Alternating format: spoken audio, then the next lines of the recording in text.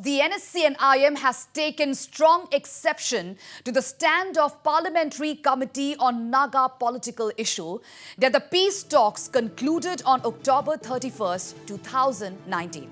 In a statement issued today, the NSCN-IM stated that had the Indo-Naga political talks been concluded on the 31st of October, a joint statement should have been the norm and not unilateral statement by RN Ravi. Well, Ravi may have concluded the talks with NNPGs, but not with the NSCN-IM. Ravi used strong words against NSCN talk team to conclude the talk by the 31st of October 2019 in what was an ultimatum day served to the NSCN with threats and warfare psychosis, the statement added. While lauding Prime Minister Narendra Modi for declaring that the longest insurgency movement in Southeast Asia was solved after the signing of the framework agreement, the NSCN-IM said non-action on competencies have dragged the issue since the last few years, and it would be wrong and immature today that the talks officially concluded on October 31st, 2019. Officially, the framework agreement signed on the 3rd of August 2015 had resolved the principal issues, but the sore point is the non-action on competency, the NSCN-IM added. All right, our editor-in-chief, Wasbir Hussain, joins us over the phone line to give us more details on this big development coming in. Well, Wasbir, as the NSCN-IM has taken strong exception to the stand of the Parliamentary Committee on a Naga political issue that the peace talks concluded on October 31st, 2019. What would you like to tell on this? Well, Pooja, this is a very important statement issued by the NSCN-IM. They have made it very clear that the talks have not ended on the 31st of October 2019 as stated by the Parliamentary Committee on the Naga Political Issue, as well as other sources and close to the government of India. So they have made it clear that the talks have not ended. Now, the statement issued by the NSCN-IM today has said that talks may have concluded between the NNPGs and the government of India, but not between the NSCN-IM and the government of India.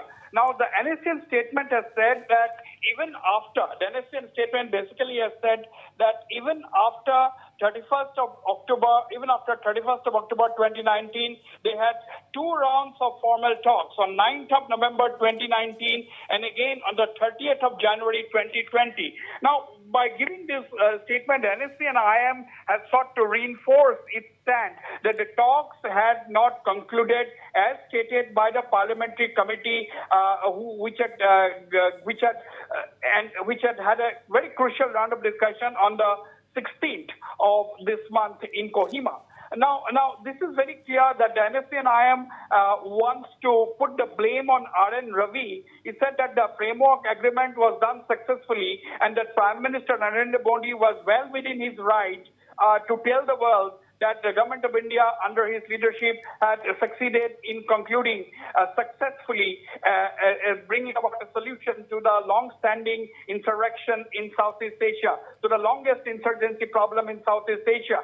So they have no problem with Prime Minister Narendra Modi having said, or his government having said that at that time. But they're saying that it is the non-action on the competency. No action was taken by interlocutor RN Ravi. That is the allegation. That is the charge leveled by the NSCN-IM in this statement tonight. Now the point is, now this statement has come at a time when everybody is expecting that the NSCN-IM will take a decision on resuming the peace talks with the government of India that had reached a deadlock after its 31st May resolution that there can be no solution without a flag and constitution. This resolution was taken by the NSCN-IM at the emergency session of the National Assembly that was held at Camp Hebron on 31st of May 2022 in presence of almost 2,000 of its leaders and members. So this had led to a deadlock in the Naga peace talks, and after that, a lot of civil society groups have been trying to see that the talks resume.